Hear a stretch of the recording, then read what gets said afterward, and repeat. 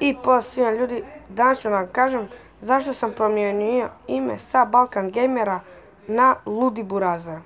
Na Balkan Gamer kanalu snimao sam vlogove, gameplayeve i razne druge stvari. Ali stavio sam Ludi Burazer zato što ja neću da snimam na ovom kanalu igrice. Nego svašta, brate, svašta, brate. Svašta. Vlogove, skečeve, animacije, koga jebe. Filmovi kratki, šta neki. Onda gameplayevi, naravno. Challengeevi.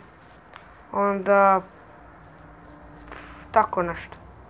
I eto ljudi, znači to je to što se tiče ovog klipa. Ako vam se video, bačite like, share, sub. I please subscribe se na ovaj kanal. I lajkujte klip. Jer ako se to ne dogodi, ja sam mrtav.